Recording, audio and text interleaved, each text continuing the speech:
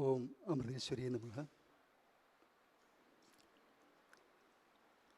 എൻ്റെ എല്ലാ സഹോദരങ്ങൾക്കും എൻ്റെ പ്രണാമം. ഇന്ന് ഗുരുപൂർണിമ ദിനം രാവിലെ പാതക പൂജയോടുകൂടി നമ്മൾ ആഘോഷിച്ചു കഴിഞ്ഞു. എവിടെയൊക്കെ ഗുരുകുലങ്ങൾ ഈ ലോകത്തിൻ്റെ ഏതൊക്കെ ഭാഗങ്ങളിൽ ഭാരതീയ സംസ്കൃതിയിൽ അടിസ്ഥാനമായിട്ടുള്ള ഗുരുകുലങ്ങൾ ലോകത്തിലെവിടെയൊക്കെയുണ്ടോ അവിടെയെല്ലാം ഇന്നത്തെ ദിനം വളരെ പ്രധാനപ്പെട്ട ഒന്നാണ്. കാര്യം എല്ലാ ആശ്രമങ്ങളിലും ഇന്നത്തെ ദിനം വളരെ ഗംഭീരമായിട്ട് ആഘോഷിക്കുന്നുണ്ട്. ഗുരുവിൻ്റെ പാദപൂജ, പാദക പൂജ ഒക്കെയായിട്ട് ഗുരുവിനെ സ്മരിക്കുന്നതിന് വേണ്ടി ഈ ദിനം മാറ്റിവെച്ചിരിക്കുന്നു. നമ്മുടെ ശാസ്ത്രങ്ങളിൽ നമ്മൾ മിക്കപ്പോഴും പ്രാർത്ഥിക്കുമ്പോൾ ചൊല്ലാറുണ്ട്, സദാശിവ സമാരംഭാം ശങ്കരാചാര്യ മധ്യമാം അസ്മദാചാര്യ പര്യന്തം വന്ദേ ഗുരു പരമ്പര. സദാശിവനിൽ നിന്ന് തുടങ്ങി ഇന്ന് ആ സദാശിവൻ്റെ പ്രത്യക്ഷമൂർത്തിയായിട്ട് നമ്മുടെ മുന്നിൽ വിരാജിക്കുന്ന ആ ഗുരു വരെയുള്ള സകല പരമ്പരകളെയും സ്മരിക്കുന്നതിന് വേണ്ടിയുള്ള ഒരു ദിനമാണിന്ന്. ഈ ആധ്യാത്മിക ജ്ഞാനം ഭഗവാനിൽ നിന്നും നേരിട്ട് പരമ്പരയാ ഇന്ന് നമ്മുടെ മനസ്സിലേക്ക് കടന്നു വന്നിരിക്കുന്നു. അപ്പോൾ തിരിഞ്ഞു നോക്കുന്ന സമയത്ത് എത്രയോ ഗുരുക്കന്മാരിൽ കൂടിയാണ് ഈ ആധ്യാത്മിക ജ്ഞാനം ഇന്ന് നമ്മളിലേക്ക് വന്നു ചേർന്നിട്ടുള്ളത്. ആ ഗുരു പരമ്പരയെ മുഴുവൻ സ്മരിക്കുന്നതിന് വേണ്ടിയുള്ള ഒരു ദിനമാണിന്ന്.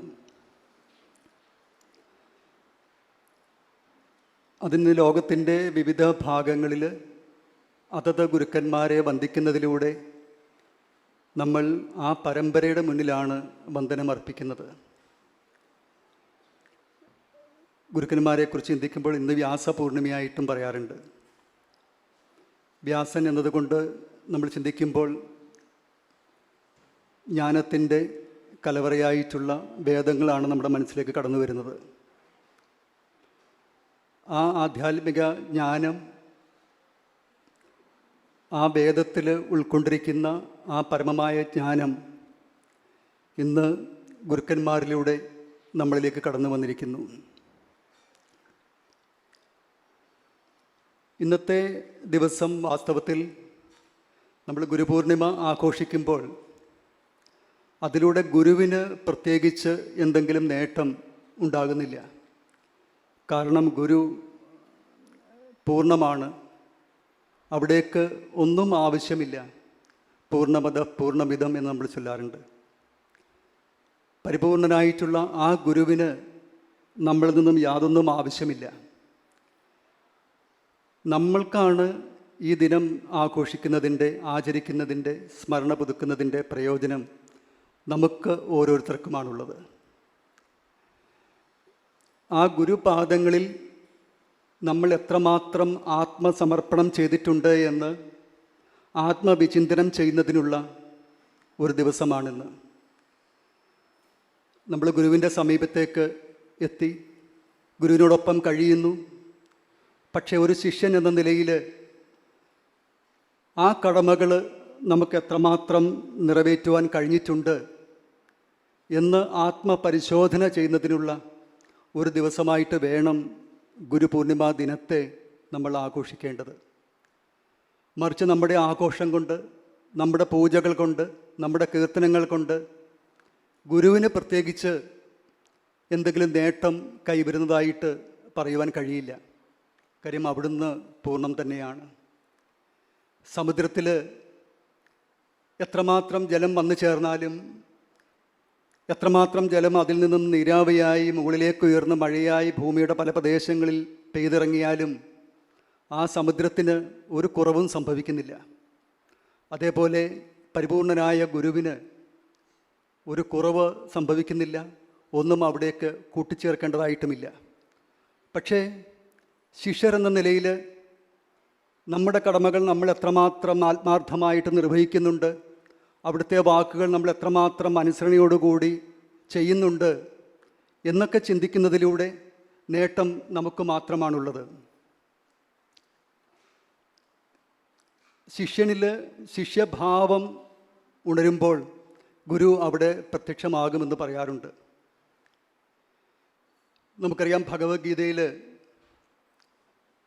അർജുനനോടൊപ്പം ഒരു സുഹൃത്തിനെ പോലെ കൈപിടിച്ച് നടന്ന ആളാണ് ഭഗവാൻ ശ്രീകൃഷ്ണൻ.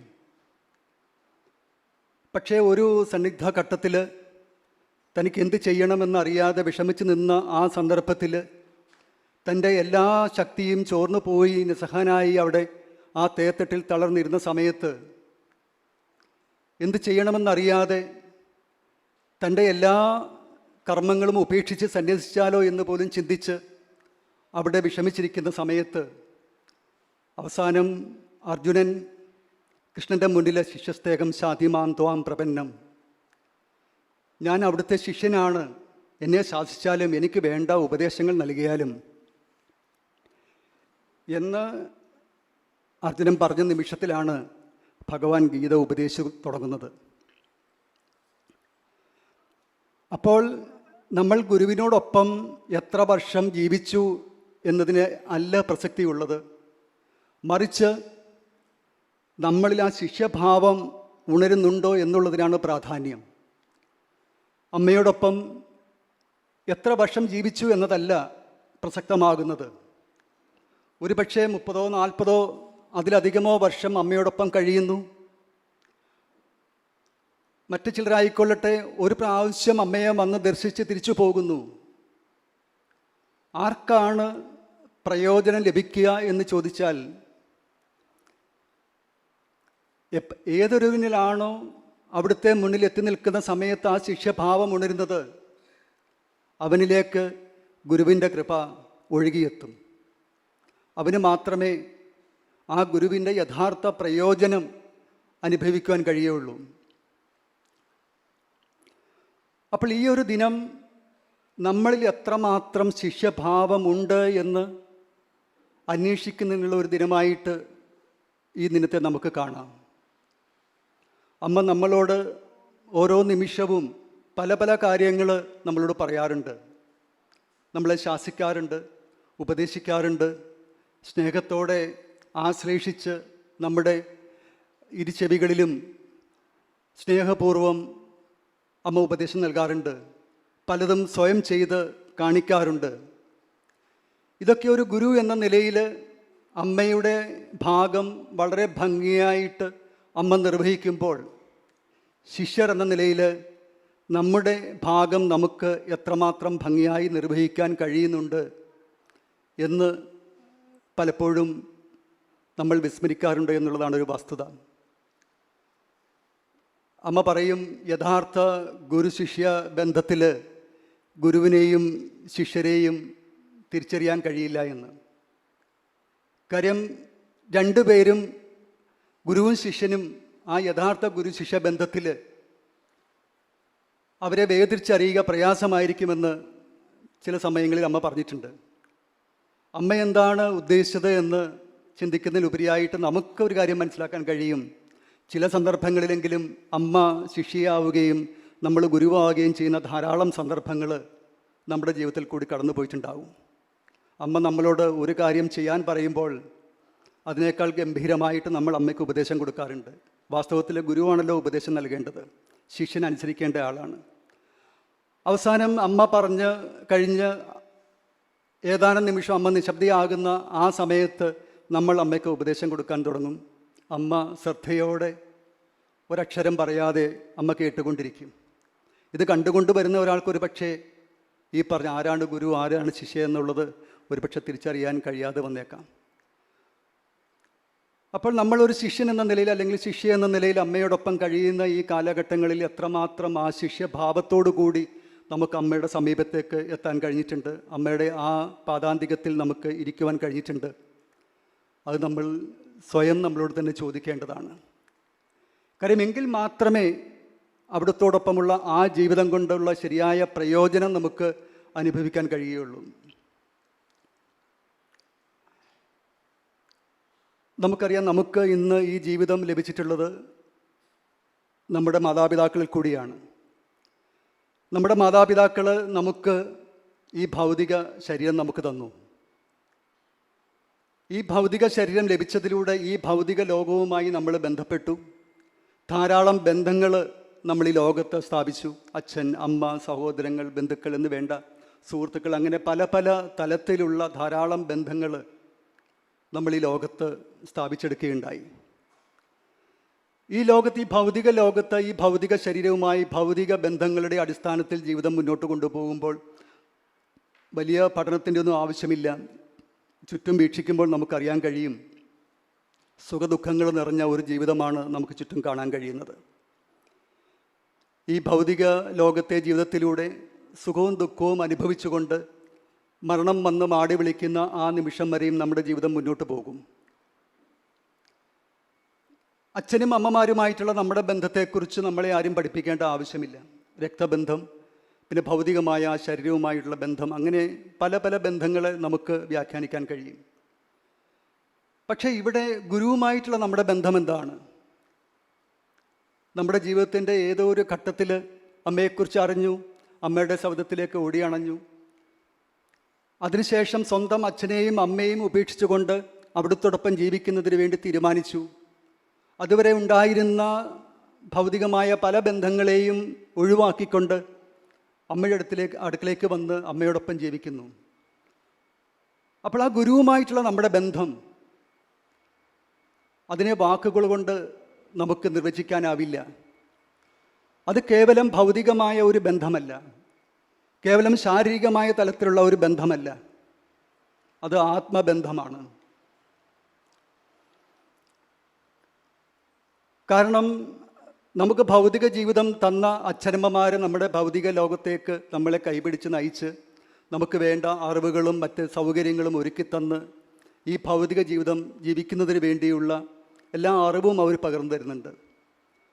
അവിടെ ധാരാളം ഗുരുക്കന്മാരെ നമുക്ക് കാണാൻ കഴിയും.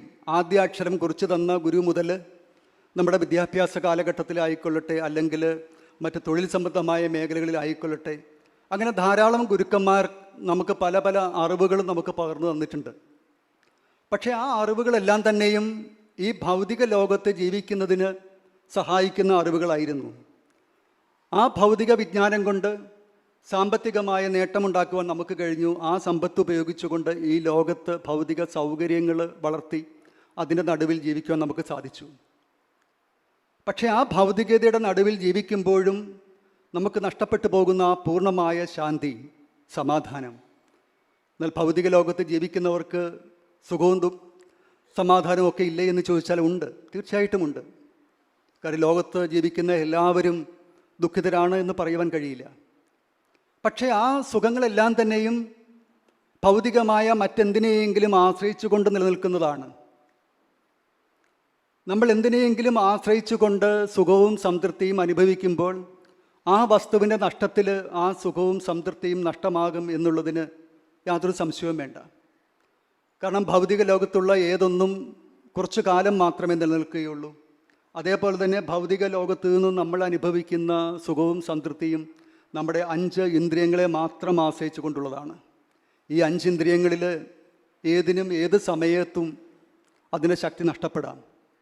അങ്ങനെ ഇന്ദ്രിയങ്ങളെ ആശ്രയിച്ചുകൊണ്ട് നശ്വരമായിട്ടുള്ള ഈ പ്രപഞ്ചത്തിൽ നിന്നും ശാശ്വതമായിട്ടുള്ള സുഖവും സംതൃപ്തിയും അനുഭവിക്കുവാൻ കഴിയും എന്നുള്ളത് വെറും വ്യാമോഹം മാത്രമാണ്.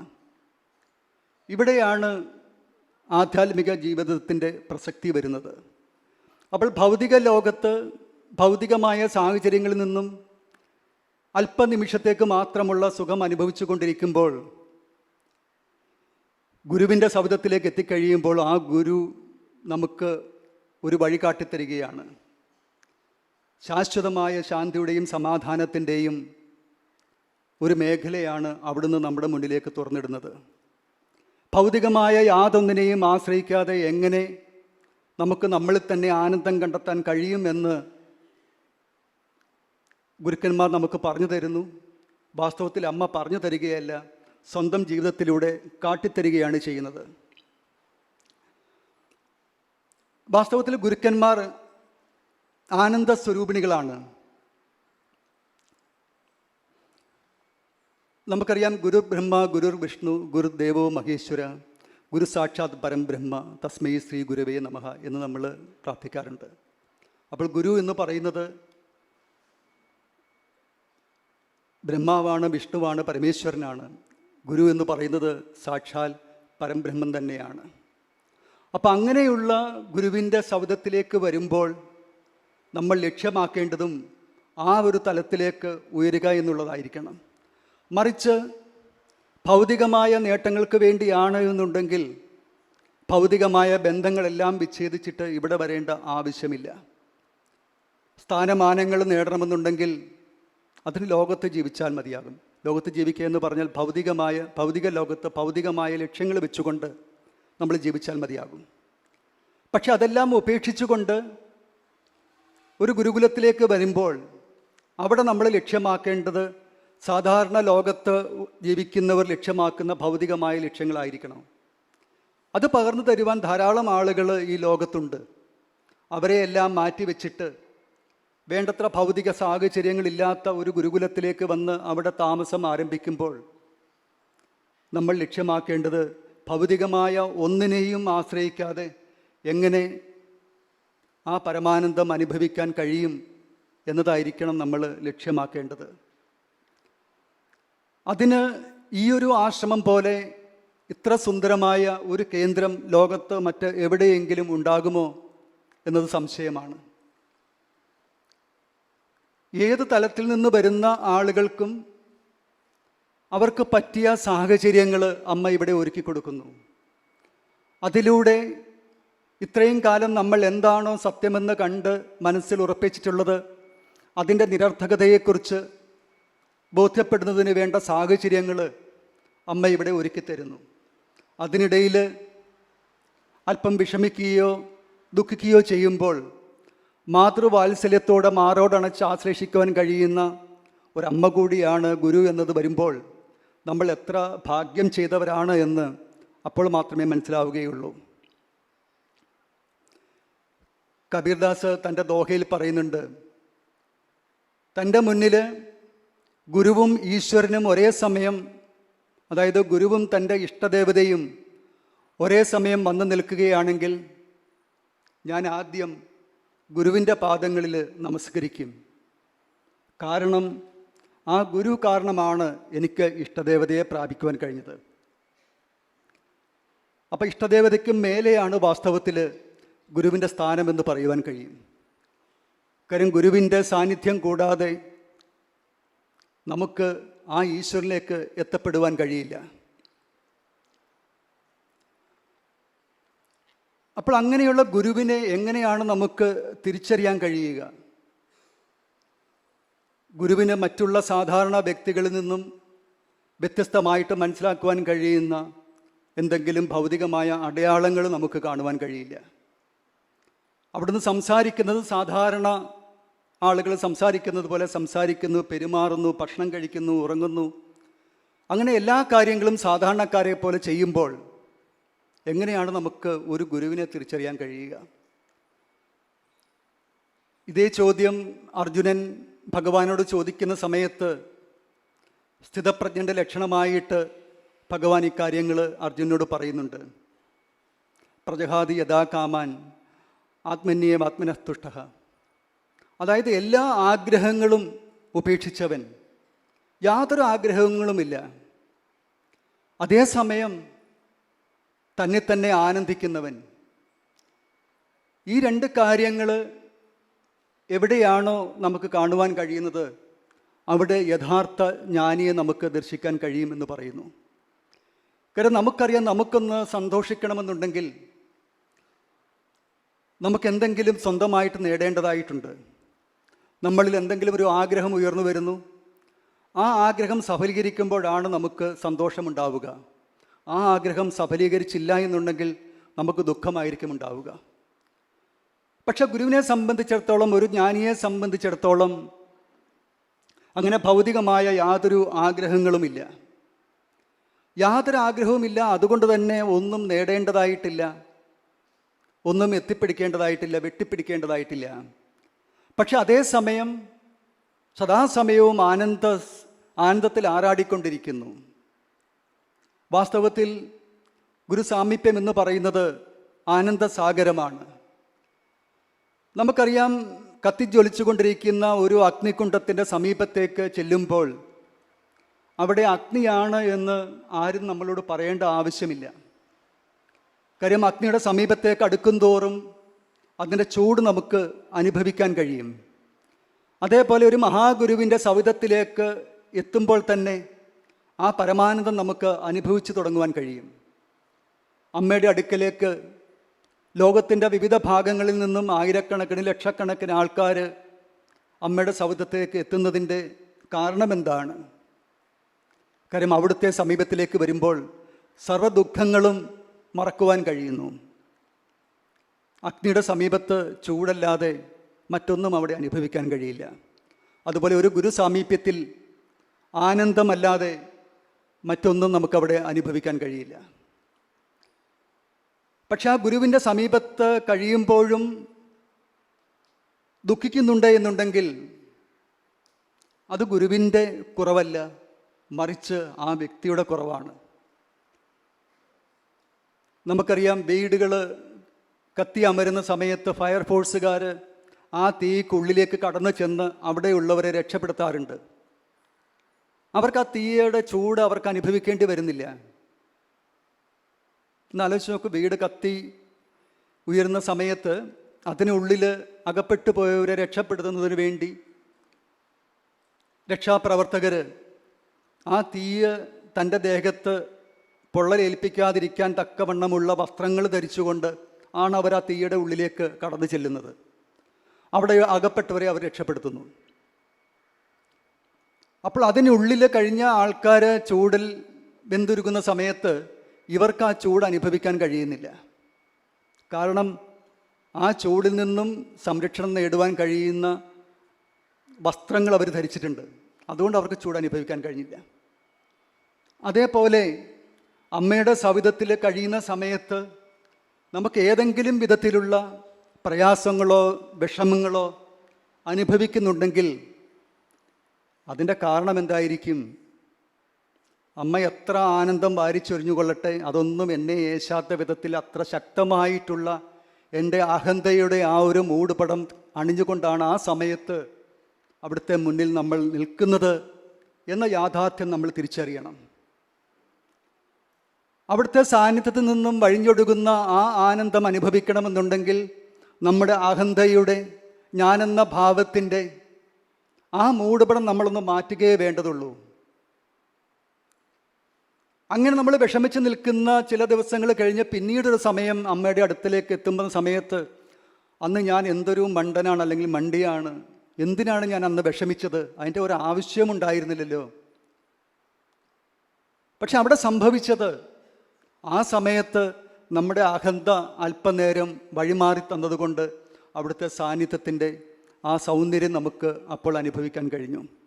അപ്പോൾ നമ്മുടെ ജീവിതത്തിൽ അമ്മയോടൊപ്പം കഴിയുന്ന ഏതെങ്കിലും നിമിഷത്തിൽ നമുക്ക് വിഷമം അനുഭവിക്കുന്നുണ്ടെങ്കിൽ അതിൻ്റെ കാരണം അന്വേഷിച്ച് എവിടെയും പോയി കവടി നിർത്തേണ്ട ആവശ്യമില്ല.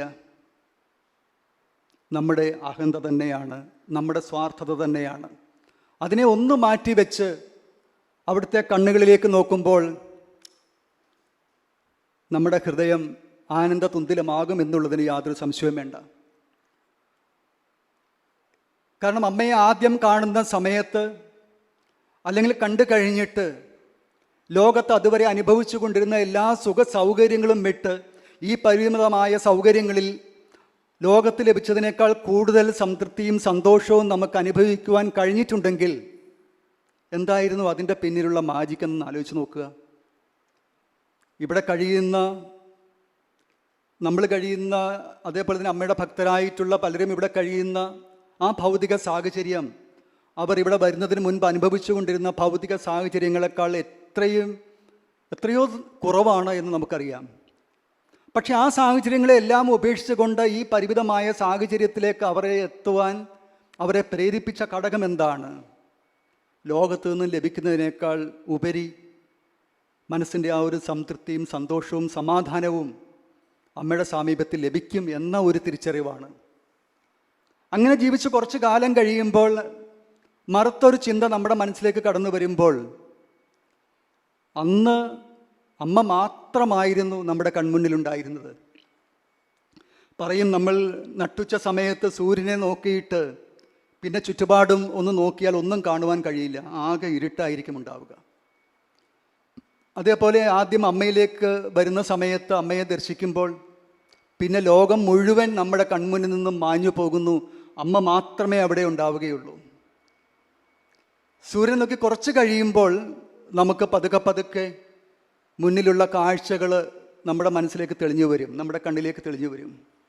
അതേപോലെ കുറച്ചു കാലം കഴിയുമ്പോൾ ഭൗതികമായ ആഗ്രഹങ്ങൾ വീണ്ടും മനസ്സിൽ ഉദയം ചെയ്യുമ്പോൾ ഇവിടെ നിന്നും അനുഭവിക്കുന്ന ആ സുന്ദരമായ നിമിഷങ്ങളുടെ സൗന്ദര്യം നമുക്ക് കുറഞ്ഞു കുറഞ്ഞു വരും.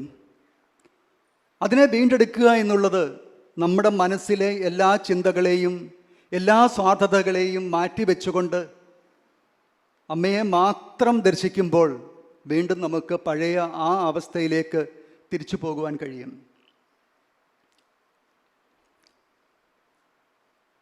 വാസ്തവത്തിൽ നമുക്ക്, ഞാൻ പറഞ്ഞു, മറ്റെവിടെയും ലഭിക്കുന്നതിനേക്കാൾ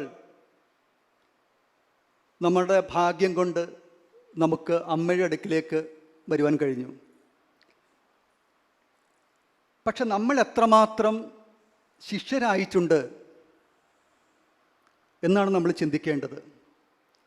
നമ്മുടെ ഇത്രയും കാലത്തെ ജീവിതത്തിൽ അമ്മ പല പല കാര്യങ്ങൾ നമ്മളോട് പറഞ്ഞിട്ടുണ്ട്, പല പല സേവനങ്ങൾ ചെയ്യുവാനുള്ള അവസരങ്ങൾ തന്നിട്ടുണ്ട്. ഈ അവസരങ്ങളൊക്കെ നമ്മൾ ഏത് വിധത്തിലാണ് നമ്മൾ ഉപയോഗിച്ചിട്ടുള്ളത്?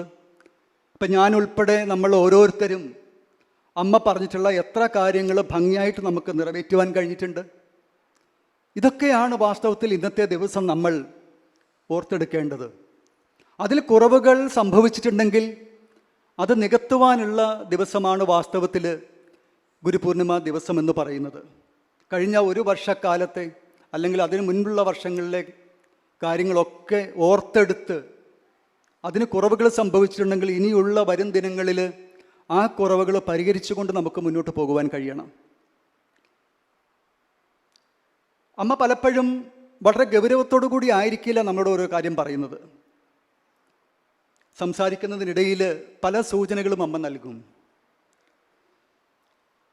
വർഷങ്ങളായിട്ട് ഞാൻ പലപ്പോഴും കേട്ടിട്ടുള്ള കാര്യമാണ്, മക്കളെ, ആശ്രമത്തിൽ ധാരാളം ഭക്തർ വരുന്നുണ്ട്, അവർക്ക് ഇവിടുത്തെ കാര്യങ്ങളൊന്നും അറിയില്ല, വരുന്ന ആൾക്കാരോട് നിങ്ങൾ സംസാരിക്കണം, അവർ ഭക്ഷണം കഴിച്ചിട്ടുണ്ടോ, അവർക്ക് താമസിക്കാനുള്ള ഇടം കിട്ടിയിട്ടുണ്ടോ, ഇതൊക്കെ ചോദിക്കണം എന്നമ്മ പറയാറുണ്ട്. പക്ഷേ വാസ്തവത്തിൽ നമുക്ക് എത്രമാത്രം അമ്മയുടെ വാക്കുകളോട് നീതി പുലർത്താൻ നമുക്ക് കഴിഞ്ഞിട്ടുണ്ട്? ഇപ്പോഴും നമുക്കറിയാം, അമ്മ ദർശനം കൊടുത്തുകൊണ്ടിരിക്കുന്ന സമയത്ത് അടുത്ത് നിൽക്കുന്നവരോട് പറയും, മക്കളെ, ഈ മകൻ അല്ലെങ്കിൽ ഈ മോള് ഭക്ഷണം കഴിച്ചിട്ടില്ല, കൊണ്ടുപോയി ഭക്ഷണം കൊടുക്കൂ. ഒന്ന് ആലോചിച്ച് നോക്കൂ, രാവിലെ വന്ന വ്യക്തിയായിരിക്കാം, വൈകുന്നേരം അമ്മയുടെ ദർശനത്തിന് ക്യൂവിൽ നിന്ന് അമ്മയുടെ അടുത്ത് എത്തുന്ന സമയത്ത് അമ്മ ഓർത്തെടുക്കുന്നു, എൻ്റെ മുന്നിൽ നിൽക്കുന്ന ആ മകൻ മകൾ ഭക്ഷണം കഴിച്ചിട്ടില്ല എന്ന്. പക്ഷെ ഇത്രയും സമയങ്ങളുണ്ടായിട്ട് നമുക്കത് കണ്ടെത്തുവാൻ നമുക്ക് കഴിഞ്ഞിട്ടില്ല. അപ്പോൾ അങ്ങനെ നോക്കുമ്പോൾ വളരെ നിസ്സാരമെന്ന് തോന്നുന്ന കാര്യമായിരിക്കാം. വാസ്തവം നമ്മുടെ വീട്ടിലേക്ക് ഒരാൾ കടന്നു വരുമ്പോൾ ആദ്യം നമ്മൾ ചോദിക്കുന്നത് എന്താണ്? വല്ലതും കഴിച്ചോ, വല്ലതും കുടിച്ചോ എന്നായിരിക്കും നമ്മുടെ വീട്ടിലേക്ക് ഒരാൾ കടന്നു വരുമ്പോൾ നമ്മൾ ചോദിക്കുന്നത്. പക്ഷേ ഇവിടെ നമ്മൾ എന്തുകൊണ്ടത് മറന്നു പോകുന്നു? നമ്മൾ ഓരോരുത്തർക്കും അവരവരുടേതായിട്ടുള്ള ജോലികളും തിരക്കുകളും എല്ലാം ഉണ്ട്. പക്ഷെ എന്നാൽ തന്നെ നമ്മൾ ഇത്രയും ആളുകൾ താമസിക്കുന്ന ഒരിടമാകുമ്പോൾ ഇവിടേക്ക് കടന്നു വരുന്നവരുടെ കാര്യങ്ങൾ നോക്കുവാൻ അമ്മ തന്നെ വേണ്ടി വരുന്നു എന്ന് പറയുന്നിടത്താണ് നമ്മളിലെ ശിഷ്യഭാവം എത്രമാത്രം ഉണർന്നിട്ടുണ്ട്, ശിഷ്യൻ എന്ന പേരിന് നമ്മൾ എത്രമാത്രം അർഹരാണ് എന്ന് ചിന്തിക്കേണ്ടിയിരിക്കുന്നത്. ഗുരു എന്ന ശബ്ദത്തെക്കുറിച്ച് പറയുമ്പോൾ ഗു എന്നതിനെ അന്ധകാരമായിട്ടും രു എന്നതിനെ തേജസ്സായിട്ടും പറയാറുണ്ട്. അതായത് അന്ധകാരം അകറ്റുന്ന പ്രകാശമാണ് ഗുരു എന്ന് പറയുന്നുണ്ട്. ഇവിടെ അന്ധകാരം എന്നത് എന്താണ്? നമ്മുടെ അജ്ഞാനമാണ്.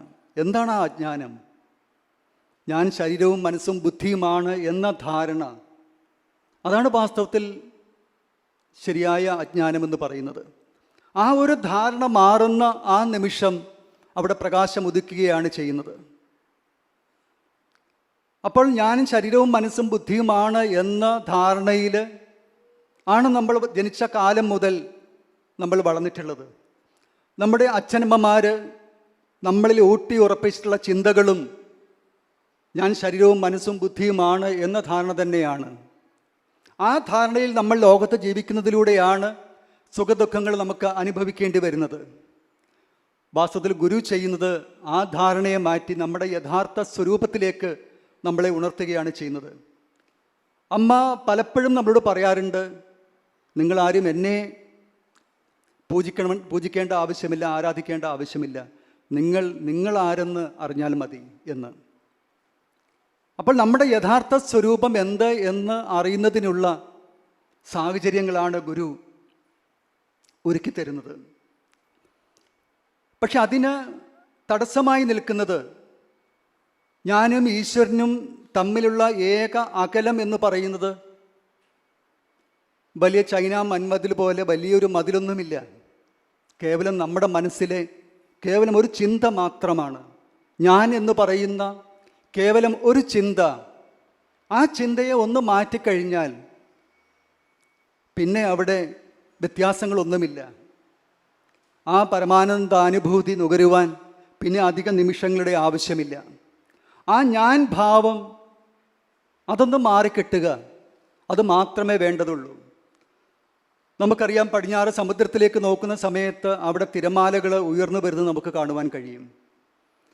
ഓരോ തിരമാലയും ഞാൻ തിരമാലയാണ് എന്ന് ചിന്തിച്ച് ഉറപ്പിച്ച് നിൽക്കുന്ന ആ നിമിഷങ്ങളിൽ ആ തിരമാലയ്ക്ക് ഒരിക്കലും സമുദ്രമാകാൻ കഴിയില്ല. പക്ഷേ ഒരു നിമിഷം ഞാൻ സമുദ്രമാണ്, കേവലം തിരമാലയല്ല എന്ന ഒരു നിമിഷം ആ തിരമാലയ്ക്ക് ചിന്തിക്കുവാൻ കഴിഞ്ഞാൽ അത് സമുദ്രമായി മാറുന്നു. അതേപോലെ ഈ പ്രപഞ്ചത്തിൽ ഈശ്വരൻ മാത്രമേ ഉള്ളൂ എന്ന് ശാസ്ത്രങ്ങളും അമ്മയും നമ്മളോട് പറയുന്നു. അപ്പോൾ ഈശ്വരൻ മാത്രമേ ഉള്ളൂ എങ്കിൽ എന്തുകൊണ്ട് എനിക്ക് അനുഭവിക്കുവാൻ കഴിയുന്നില്ല എന്ന് ചോദിച്ചാൽ എൻ്റെ ഈ ഞാൻ ഭാവം മാത്രമാണ്. ആ ഞാൻ ഭാവത്തെ എങ്ങനെയാണ് നമുക്ക് മാറ്റുവാൻ കഴിയുക? അതിന് എത്രമാത്രം ശാസ്ത്രങ്ങൾ പഠിച്ചതുകൊണ്ടോ വർഷങ്ങളോളം ധ്യാനിച്ചതുകൊണ്ടോ ഒന്നും ഈ ഞാൻ ഭാവം മാറില്ല. അതിന് ഒരേ ഒരു വഴി എന്ന് പറയുന്നത് ഗുരുവിലുള്ള പരിപൂർണമായ സമർപ്പണം ഒന്ന് മാത്രമാണ്.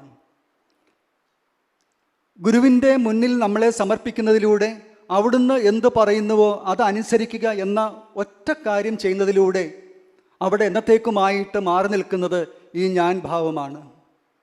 കാരണം ഗുരു പറയുന്നു, അത് അനുസരിക്കുന്നു.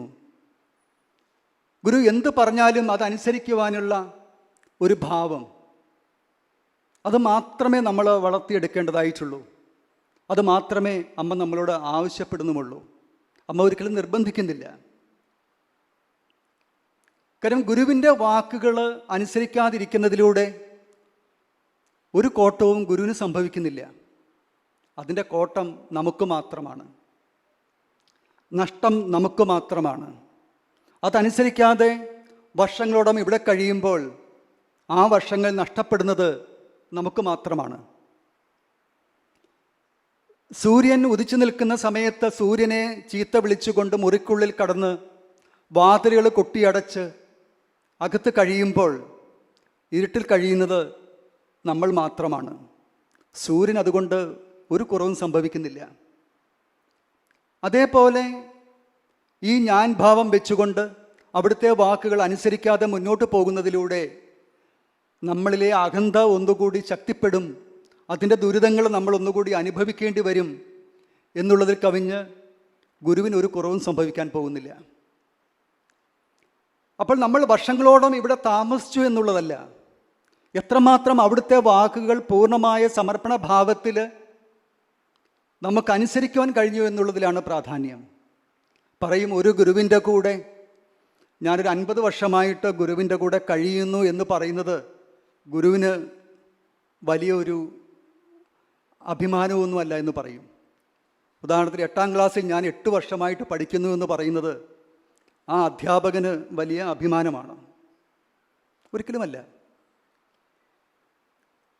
8ാം ക്ലാസ്സിൽ 1 വർഷം പഠിച്ചു, പാസ്സായി 9ലേക്ക് പോയി എന്ന് പറഞ്ഞാൽ അതൊരു അഭിമാനമാണ്.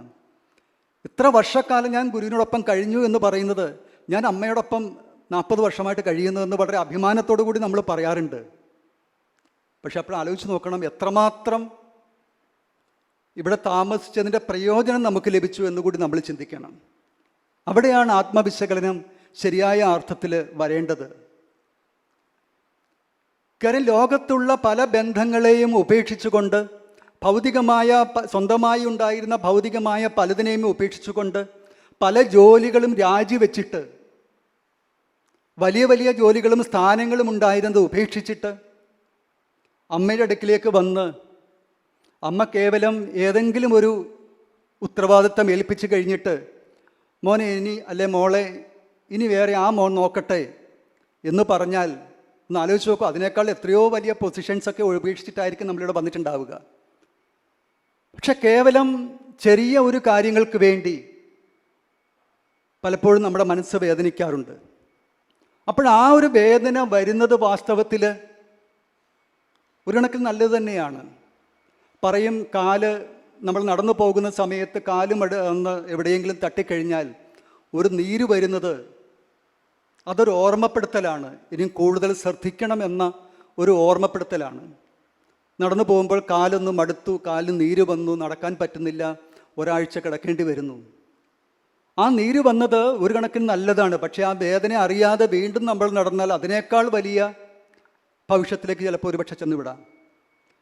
അപ്പോൾ ചെറിയൊരു വേദന മനസ്സിലേക്ക് കടന്നു വരുമ്പോൾ അപ്പോൾ തന്നെ നമ്മൾ തിരിച്ചറിയണം, ഇത് ശരിയല്ല, ഞാൻ വന്നത് ഇതിനു വേണ്ടിയല്ല എന്ന് തിരിച്ചറിഞ്ഞ് സ്വയം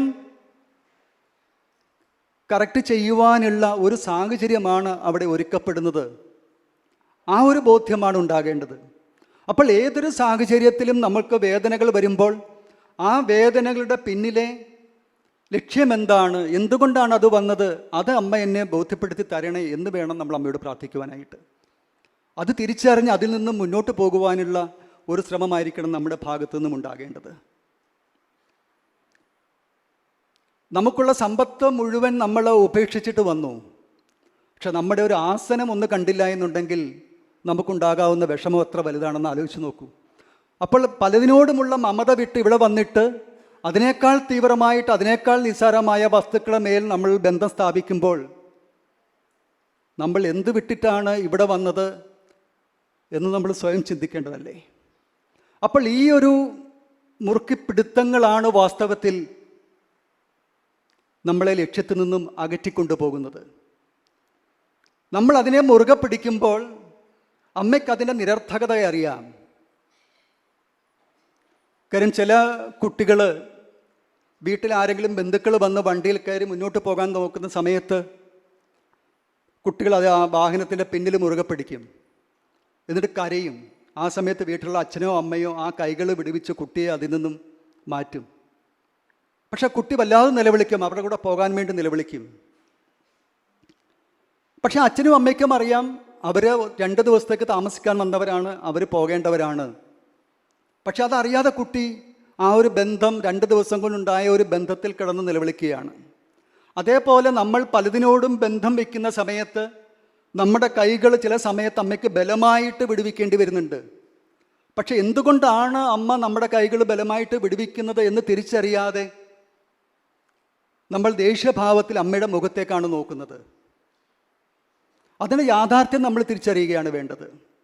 ആ യാഥാർത്ഥ്യം തിരിച്ചറിയണമെന്നുണ്ടെങ്കിൽ എന്തിനു വേണ്ടിയാണ് ഈ ഭൗതികമായ സൗകര്യങ്ങളും ലോകവും ബന്ധങ്ങളും വിട്ട് ഈ ഒരു ആശ്രമ സങ്കേതത്തിലേക്ക് ഞാൻ ഉൾപ്പെടെ നമ്മൾ ഓരോരുത്തരും എന്തിനു വേണ്ടിയാണ് കടന്നു വന്നത് എന്നതിൻ്റെ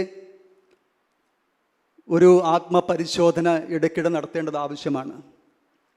കാര്യം ഇതുകൊണ്ടൊക്കെ അമ്മയ്ക്ക് പ്രത്യേകിച്ച് യാതൊരു നേട്ടവുമില്ല. നേട്ടങ്ങൾ നമുക്ക് മാത്രമാണ്. എന്തുകൊണ്ട് അമ്മ ഇത്രമാത്രം സ്ഥാപനങ്ങളും ഇതുമൊക്കെ തുടങ്ങുന്നു എന്ന് ചോദിച്ചാൽ, ഇതൊന്നുമില്ലാതിരുന്ന സമയത്ത് 24 മണിക്കൂറും അമ്മ പരമാനന്ദത്തിൽ തന്നെയായിരുന്നു. ഇവിടെ ആശ്രമം തുടങ്ങുന്നതിന് മുൻപും അമ്മ സദാസമയവും ആനന്ദത്തിൽ ആരാടിക്കൊണ്ട് തന്നെയാണ് കഴിഞ്ഞിരുന്നത്. അമ്മ ഒരിക്കലും ഈശ്വരനെക്കുറിച്ച് ചിന്തിച്ച് കരഞ്ഞിട്ടുള്ളതല്ലാതെ ഭൗതികമായ യാതൊന്നിനു വേണ്ടിയും അമ്മ കരഞ്ഞിട്ടില്ല. പിന്നെ എന്തിനു വേണ്ടി അമ്മ ഇതൊക്കെ തുടങ്ങിയെന്ന് ചോദിച്ചാൽ വാസ്തവത്തിൽ നമുക്ക് വേണ്ടിയാണ്.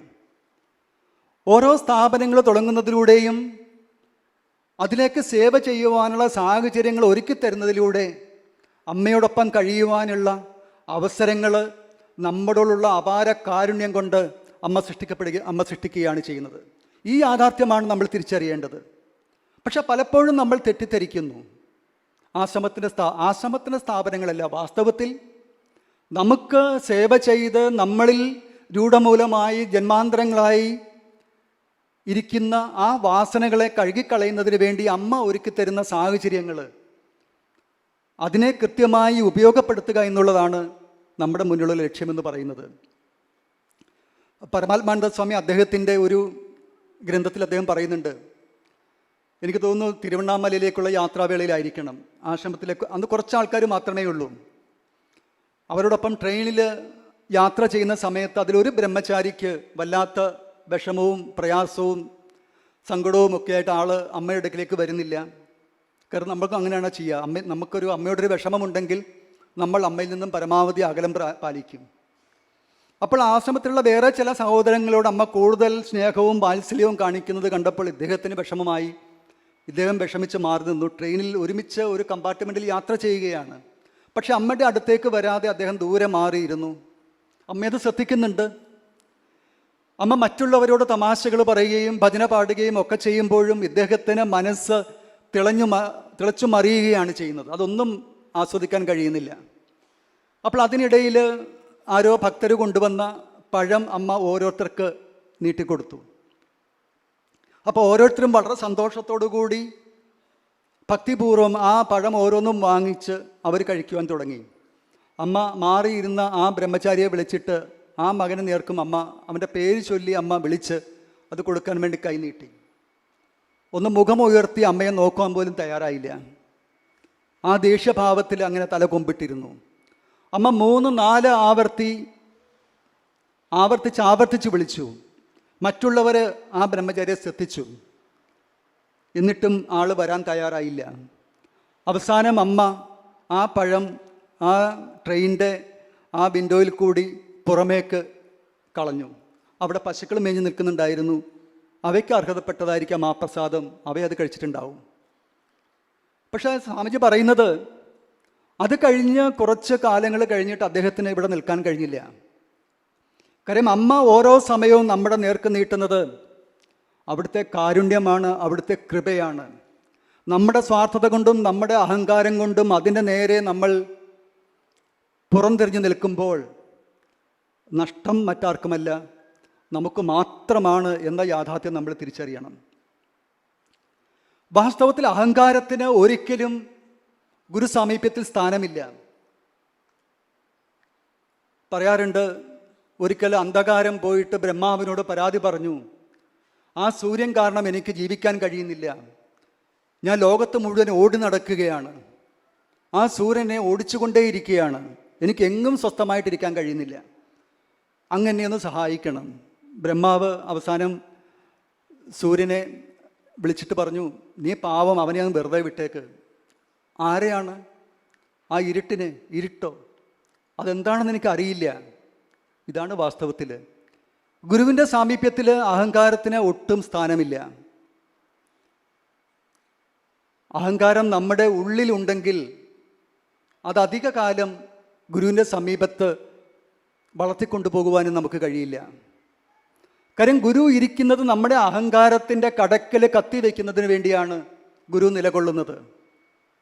കാര്യം ആ അഹങ്കാരം അത് എങ്ങനെയെങ്കിലും എന്നിൽ നിന്നും വലിച്ചെറിയണേ എന്ന പ്രാർത്ഥനയോടുകൂടിയാണ് അമ്മയുടെ മുന്നിൽ നമ്മൾ പാദ നമസ്കാരം ചെയ്ത് ഇവിടേക്ക് വന്നിട്ടുള്ളത്. ഒരു ഡോക്ടറുടെ മുന്നിൽ ഒരു രോഗി ചെന്ന് രോഗവുമായിട്ട് ചെല്ലുന്നു. ഡോക്ടർ പരിശോധിക്കുന്നു, എന്നിട്ട് ചികിത്സ വിധിക്കുന്നു. അപ്പോൾ ഡോക്ടറെ രോഗി സമീപിച്ചത് തൻ്റെ രോഗം മാറുന്നതിന് വേണ്ടിയാണ്.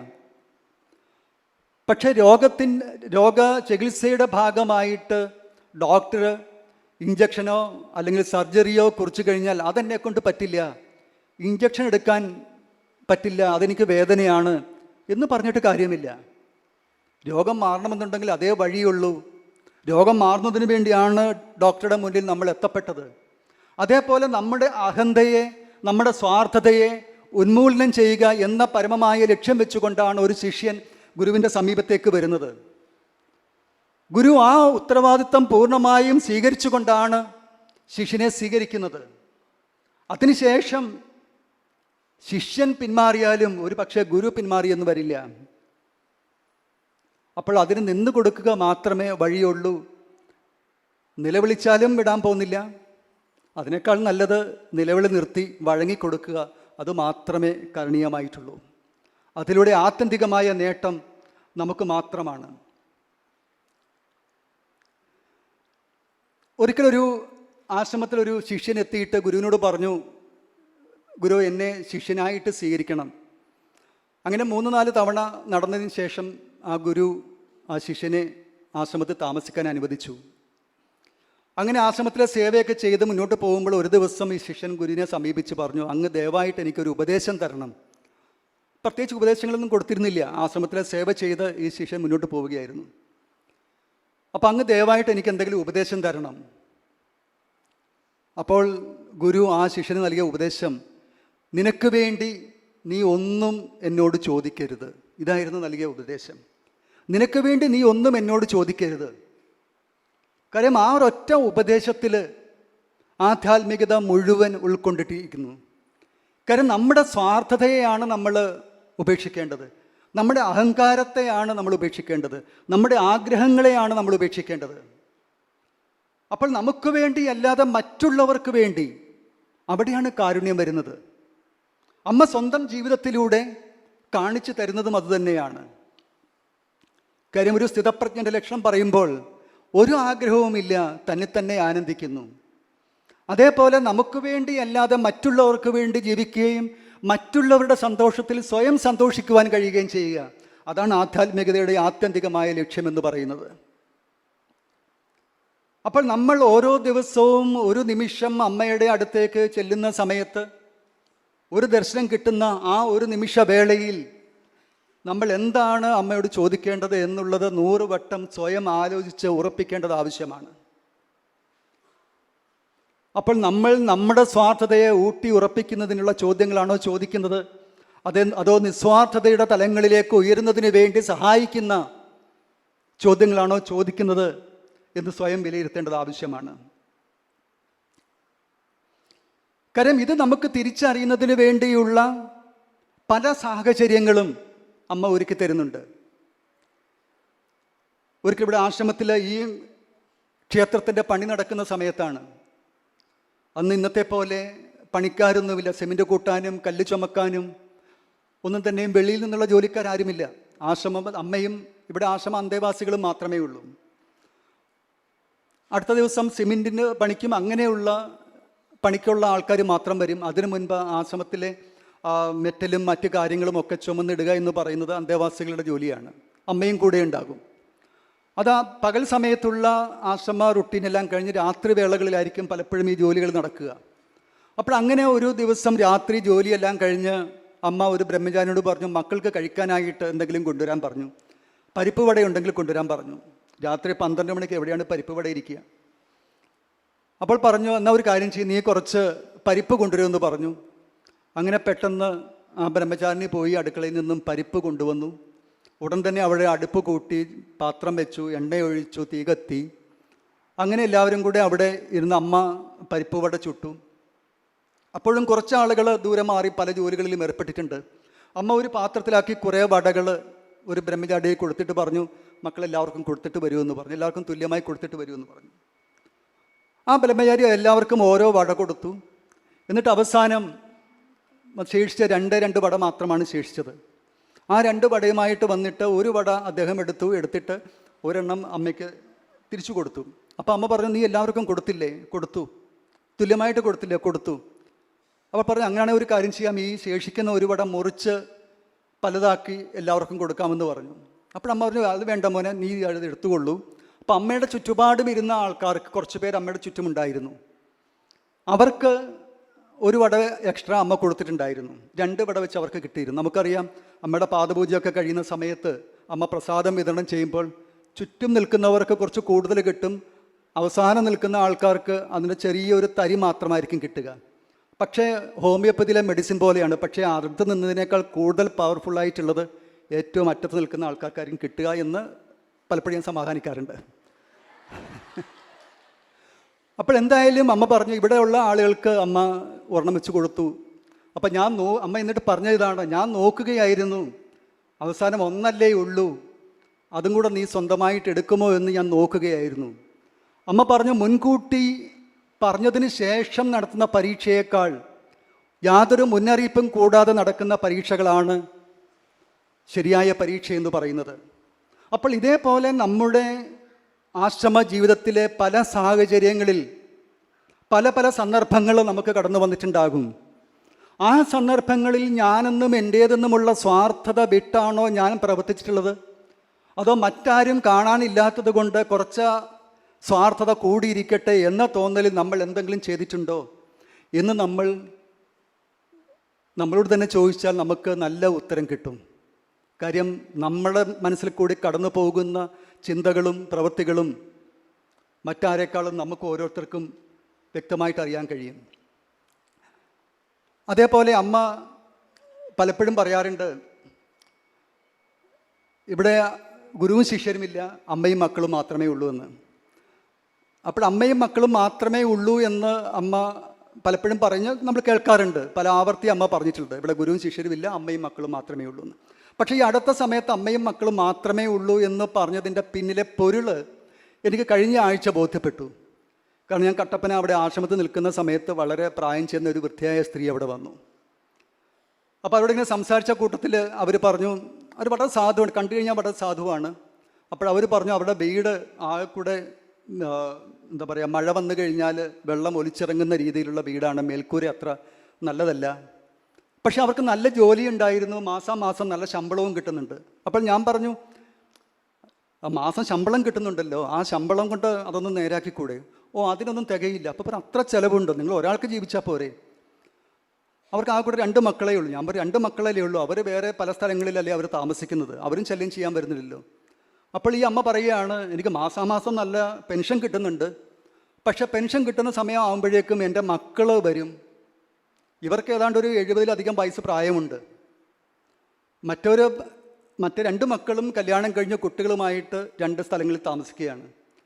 പക്ഷേ പെൻഷൻ കിട്ടുന്ന സമയമാകുമ്പോഴേക്കും ഈ മക്കൾ 2 പേരും അമ്മയുടെ അടുക്കിലേക്ക് വരും. അമ്മയുടെ കയ്യിൽ നിന്നും പരമാവധി പൈസ അവർ ചോദിക്കുന്ന സമയത്ത് മക്കളല്ലേ, പരമാവധി കൊടുത്ത് മക്കൾ സ്വന്തമായിട്ട് അതും കൊണ്ടുപോയി അടിച്ചു പൊളിച്ച് മക്കളവിടെ ജീവിക്കും. അമ്മ വീണ്ടും ദൈവ. വാസ്തവത്തിൽ ഇവിടെ അമ്മയും മക്കളും മാത്രമേ ഉള്ളൂ എന്ന് പറയുമ്പോൾ വാസ്തവത്തിൽ ഈ ഒരു ചിത്രമാണ് എൻ്റെ മനസ്സിൽ കടന്നു വന്നിട്ടുള്ളത്. കാര്യം അമ്മ ഈ പ്രായത്തിലും 24 മണിക്കൂറും 365 ദിവസവും ഒരു നിമിഷം പോലും വെറുതെ കളയാതെ അമ്മയുടെ കടമകൾ നിർവഹിച്ചു കൊണ്ടിരിക്കുന്നു. മക്കൾ അതിൻ്റെ തണലിൽ അടിച്ചു പൊളിച്ച് ജീവിക്കുന്നു. ഈ ഒരു ചിത്രമാണ് വാസ്തവത്തിൽ എനിക്ക് അപ്പോൾ തോന്നിയത്. അപ്പോൾ നമ്മൾ ചിന്തിക്കേണ്ടത് ഇതാണ്. ഞാൻ ആദ്യം സൂചിപ്പിച്ചതുപോലെ ശിഷ്യർ എന്ന നിലയിൽ നമ്മുടെ കടമകൾ നമുക്ക് എത്രമാത്രം ഭംഗിയായി നമുക്ക് നിറവേറ്റാൻ കഴിയുന്നുണ്ട്. അമ്മയുടെ കടമകൾ കഴിഞ്ഞ 40 വർഷത്തിലധികമായി ഇവിടെ യാതൊരു മാറ്റവും കാണാത്ത ഒരേ ഒരു സാഹചര്യം എന്ന് പറയുന്നത് അമ്മയുടെ ജീവിതവും അമ്മയുടെ ദൈനംദിന പ്രവൃത്തികളും മാത്രമാണ്. ആശ്രമം വളരെയധികം മാറിക്കഴിഞ്ഞു. നമ്മൾ ഓരോരുത്തരും വളരെയധികം മാറിയിട്ടുണ്ട്. കാരണം നമ്മൾ വന്ന പോലെയല്ല ഇന്നുള്ളത്. പ്രായം കൊണ്ടായിക്കൊള്ളട്ടെ, അഹന്ത കൊണ്ടായിക്കോട്ടെ, സ്വാർത്ഥത കൊണ്ടായിക്കോട്ടെ, പല പല രീതികളിൽ കൂടുതലോ കുറവോ സംഭവിച്ചിട്ടുണ്ടാകും. എന്തായാലും മാറ്റം വന്നിട്ടുണ്ട്. ഒന്നിൽ കൂടുതലായിരിക്കാം, അല്ലെങ്കിൽ കുറവായിരിക്കാം. അത് അവരവർക്ക് മാത്രമേ അറിയുകയുള്ളൂ, അല്ലെങ്കിൽ അവരുമായിട്ട് സഹകരിക്കുന്ന ആൾക്കാർക്ക് മാത്രമേ അറിയുകയുള്ളൂ. പക്ഷെ അമ്മയുടെ ജീവിതം നോക്കിക്കൊള്ളൂ. അന്നും അമ്മ രാവിലെ വരുന്നു, ദർശനം കൊടുക്കുന്നു, ആശ്രമ കാര്യങ്ങൾ ഇടപെടുന്നു. അതേപോലെ ജീവിതം മുന്നോട്ട് പോയിക്കൊണ്ട് തന്നെ ഇരിക്കുന്നു. അമ്മ നമുക്ക് പല ജോലികളും നമ്മളെ ഏൽപ്പിക്കാറുണ്ട്. ഒരിക്കലൊരു ആശ്രമത്തിലെ ഒരു ആശ്രമത്തിൽ വഹിക്കുന്ന ഒരു അന്തേവാസിയോട് ഒരു ഭക്തൻ ചോദിച്ചു, ധാരാളം ജോലികളും ഉത്തരവാദിത്തങ്ങളും ആ ശിഷ്യനെ ഏൽപ്പിച്ചിട്ടുണ്ടായിരുന്നു ഗുരു. അപ്പോൾ ഇതൊക്കെ ഗുരു നിങ്ങളെ ഏൽപ്പിക്കുന്ന സമയത്ത് നിങ്ങൾക്കത് ചെയ്യാൻ കഴിയും എന്ന ആത്മവിശ്വാസമുണ്ടായിരുന്നോ എന്ന് ചോദിച്ചു. അപ്പോൾ ശിഷ്യൻ പറഞ്ഞു, ഗുരു ഒരു കാര്യം ഒരാളെ ഏൽപ്പിക്കുമ്പോൾ അവന് അല്ലെങ്കിൽ അവൾക്ക് അത് ചെയ്യാൻ കഴിയും എന്ന പൂർണ്ണ ബോധ്യമുണ്ട്. കാര്യം ഒന്നും അറിയാതെയല്ല, ഒന്നും അറിയാത്ത ആളല്ല ഗുരു എന്ന് പറയുന്നത്. ഗുരു ഒരാളെ ഒരു കാര്യം ഏൽപ്പിക്കുന്നുണ്ടെങ്കിൽ അത് എന്ത് തന്നെ ആയിക്കൊള്ളട്ടെ, ആ ഏൽപ്പിക്കുമ്പോൾ ഗുരുവിന് കൃത്യമായിട്ട് അറിയാം അവന് അത് ചെയ്യാൻ സാധിക്കും. ആ വിശ്വാസം കൊണ്ടാണ് ഏൽപ്പിക്കുന്നത്. പക്ഷെ നമ്മൾ അത് എത്രമാത്രം ആത്മാർത്ഥതയോടുകൂടി പരിശ്രമിക്കുന്നു എന്നുള്ളതിനെ ആശ്രയിച്ചിട്ടിരിക്കും അതിൻ്റെ വിജയം എന്ന് പറയുന്നത്. അപ്പോൾ ഗുരു ഒരാളെ ഒരു കാര്യം ഏൽപ്പിക്കുന്നതിൽ ഗുരുവിന് തെറ്റുപറ്റുന്നില്ല. നമ്മൾ എത്രമാത്രം ആത്മാർത്ഥതയോടുകൂടി അതിന് പരിശ്രമിക്കുന്നു എന്നുള്ളതാണ്. നമ്മളിൽ ആ ശക്തി കണ്ടുകൊണ്ട് തന്നെയാണ് ഗുരു ഓരോ ഉത്തരവാദിത്തങ്ങളും ഓരോ വ്യക്തിയെയും ഏൽപ്പിക്കുന്നത്. അതുകൊണ്ട് എന്നെ എന്തൊക്കെ ജോലി ഗുരു ഏൽപ്പിച്ചിട്ടുണ്ടോ അതെല്ലാം വിജയം കൈവരിച്ചിട്ടുണ്ടെങ്കിൽ അത് അവിടുത്തെ കൃപയാണ്. അവിടുത്തേക്ക് എന്നിലുള്ള ആ വിശ്വാസം കൊണ്ടാണ് അത് ഏൽപ്പിച്ചിട്ടുള്ളത്. അത് ഞാൻ തിരിച്ചറിഞ്ഞ് എൻ്റെ പ്രയത്നം സമർപ്പണ ഭാവത്തിൽ അതിലേക്ക് ഇട്ടു എന്നത് മാത്രമേ ഞാൻ ചെയ്തിട്ടുള്ളൂ എന്ന് അദ്ദേഹം പറയുകയുണ്ടായി. അതുപോലെ നമ്മൾ പലപ്പോഴും പല ജോലികളും അമ്മ നമ്മളെ ഏൽപ്പിക്കുന്ന സമയത്തൊക്കെ എല്ലാം അവിടുത്തെ കൃപ അവിടുന്ന് ചെയ്യിക്കുന്നു. അതുപോലെ നമ്മൾ സത്സംഗങ്ങൾ പറയുന്ന സമയത്ത് നമ്മൾ പറയും, അമ്മയുടെ കയ്യിലെ ഒരു ഉപകരണം മാത്രമാണ് ഞാൻ. കാര്യം അമ്മയുടെ കയ്യിലെ കേവലം ഒരു ഉപകരണം മാത്രമായതുകൊണ്ട് കാര്യമുണ്ടോ എന്ന് തോന്നുന്നില്ല. ഇപ്പം നമ്മുടെ അടുക്കൽ നമ്മളൊരു കോവണിയിൽ കയറി ഒരു മരത്തിൻ്റെ ഒരു ശിഖരം വെട്ടാൻ വേണ്ടി നമ്മൾ നിൽക്കുകയാണ്. ആ സമയത്ത് നമ്മൾ ഒരാളോട് പറയുന്നു, ഒരു വെട്ടുകത്തി എടുത്ത് തരൂ എന്ന് പറയുന്നു. താഴെ നിൽക്കുന്ന ആൾ ഒരു വെട്ടുകത്തി എടുത്ത് നമ്മുടെ കയ്യിൽ തരുന്നു. നമ്മുടെ കയ്യിലൊരു ഉപകരണമാണ് ആ വെട്ടുകത്തി. അതുകൊണ്ട് നമ്മൾ ആ ശിഖരം മുറിക്കുമ്പോഴാണ് അറിയുന്നത് അതിനൊരു മൂർച്ച പോയിട്ട് ഒരു പഴത്തിൽ വെട്ടിയാൽ പോലും മുറിയാത്ത ഒരു വെട്ടുകത്തിയാണെങ്കിൽ ആ ഉപകരണം കൊണ്ട് എന്താണ് പ്രയോജനമുള്ളത്? അപ്പോൾ ആ കൈകളിലേക്ക് കൊടുക്കുന്നതിന് മുമ്പ് നമ്മൾ സ്വയം ആ കൊടുക്കുന്ന ആളൊന്ന് സ്വയം ചിന്തിക്കണമായിരുന്നു. കാര്യം മരത്തിൻ്റെ മുകളിൽ ഇരുന്നിട്ട് അതിന് മൂർച്ച കൂട്ടാൻ പറ്റില്ല. ആ കൊടുക്കുന്നതിന് മുൻപ് കല്ലിലൊന്ന് ഉരച്ച് ഒന്ന് മൂർച്ച കൂട്ടിയിട്ട് വേണമായിരുന്നു കൈകളിലേക്ക് കൊടുക്കാൻ. അതല്ല എന്നുണ്ടെങ്കിൽ ആ വെട്ടുന്ന ആളിൻ്റെ കൈയുടെ പുറത്ത് വേദന വരുമെന്നുള്ളത് കവിഞ്ഞ് സഹായമല്ല ഉപദ്രവമാണ് ചെയ്തിട്ടുള്ളത്. അപ്പം നമ്മൾ ഓരോരുത്തരും അമ്മയുടെ കയ്യിലെ ഒരു ഉപകരണമാണ് എന്ന് പറയുമ്പോൾ അമ്മയ്ക്കത് ഉപയോഗിക്കാൻ പറ്റുന്ന വിധം അത് എത്രമാത്രം ഉപയോഗയോഗ്യമാണ് എന്നുകൂടി നമ്മൾ ചിന്തിക്കണം. അതല്ല എന്നുണ്ടെങ്കിൽ നമ്മുടെ സാധനയിലൂടെ, ജപത്തിലൂടെ, ശാസ്ത്ര പഠനങ്ങളിലൂടെ ആ ഉപകരണത്തിൽ പറ്റിപ്പിടിച്ചിരിക്കുന്ന സ്വാർത്ഥതയുടെയും അഹങ്കാരത്തിൻ്റെയും താൻ ഭാവത്തിൻ്റെയും ആ തുരുമ്പുകളെ നീക്കിയിട്ട് വേണം അവിടുത്തെ കൈകളിലേക്ക് ഏൽപ്പിക്കുവാനായിട്ട്. അപ്പോൾ നമ്മൾ അവിടുത്തെ കൈകളിലെ ഉപകരണമാണ് എന്ന് അഭിമാനിക്കുന്നതിൽ അർത്ഥമില്ല. ആ ഉപകരണം നല്ലതാണോ എന്ന് സ്വയം കൂടി ഒന്ന് ചിന്തിച്ച് നോക്കേണ്ടത് ആവശ്യമാണ്. അതേപോലെ തന്നെ നമ്മൾ അമ്മയോടൊപ്പം വർഷങ്ങളായിട്ട് ജീവിക്കുന്നവരുണ്ട്. അപ്പോൾ ഞാൻ പറഞ്ഞു എത്ര വർഷം അമ്മയോടൊപ്പം ജീവിച്ചു എന്നുള്ളതല്ല പ്രാധാന്യം അർഹിക്കുന്നത് എന്ന് പറഞ്ഞു. പക്ഷെ അതിന് മറ്റൊരു വശം കൂടിയുണ്ട്. കാര്യം അമ്മയോടൊപ്പം ഒരു നിമിഷമാണ് ജീവിക്കുന്നതെങ്കിലും അതിൻ്റെ ഒരു പ്രയോജനം അവിടെ സംഭവിക്കുന്നുണ്ട്. ഒരിക്കൽ ഒരു ശിഷ്യൻ ഗുരുവിൻ്റെ അടുക്കൽ ചെന്ന് പറഞ്ഞു, ഗുരു, ഞാൻ ഈ ആശ്രമത്തിൽ താമസിക്കാൻ തുടങ്ങിയിട്ട് വർഷങ്ങളായി. ഇവിടെ ധാരാളം ശാസ്ത്ര പഠനങ്ങളും ഒക്കെ നടക്കുന്നുണ്ട്. പക്ഷേ എനിക്ക് അതൊന്നും ഓർത്തിരിക്കാൻ കഴിയുന്നില്ല, എനിക്കൊന്നും പഠിക്കാൻ സാധിച്ചിട്ടില്ല.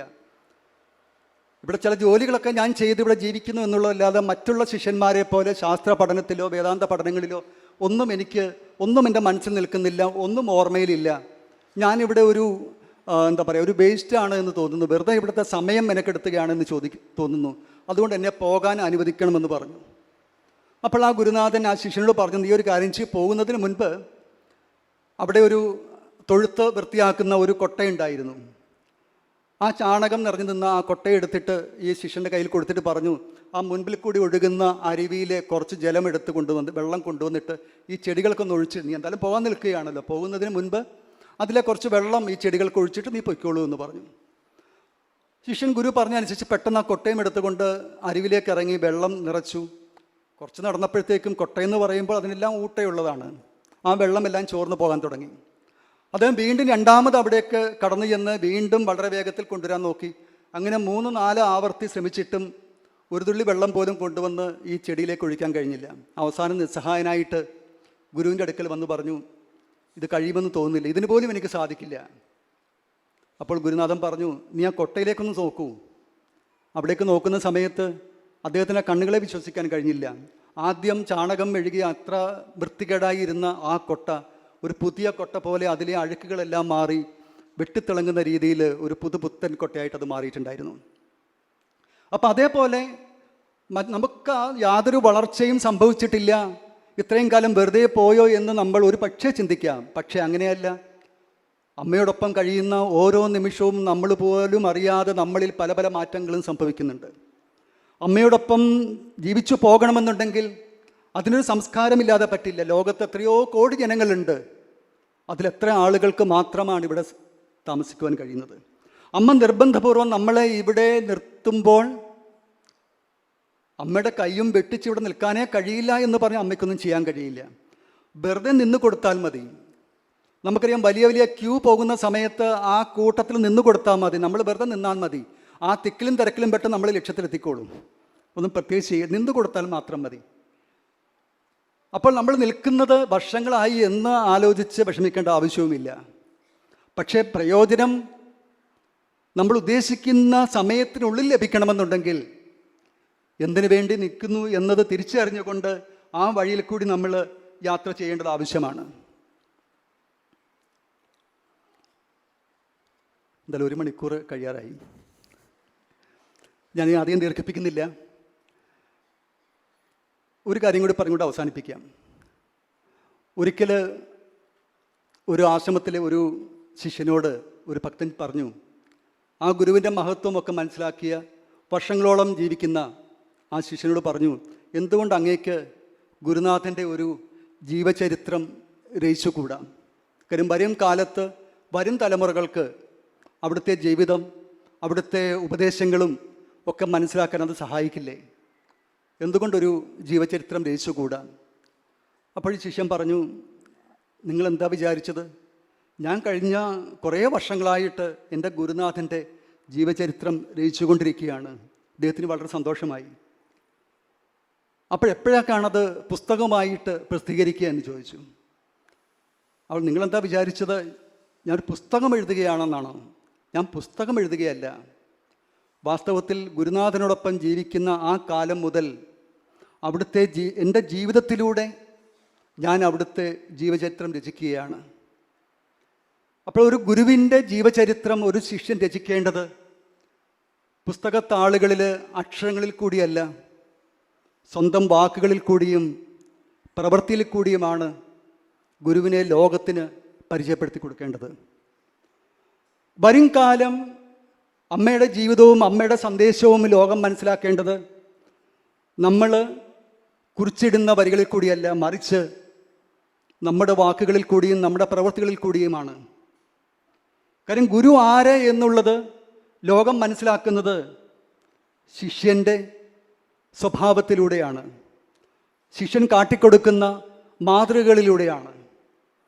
അങ്ങനെ വരുമ്പോൾ അമ്മയ്ക്ക് രചിക്കപ്പെടാൻ പോകുന്നത് ഒരു ജീവചരിത്രമല്ല, ആയിരക്കണക്കിന് ജീവചരിത്രങ്ങളാണ് വരും കാലത്ത് വരും ലോകത്തിന് നമുക്ക് നൽകുവാനുള്ളത്.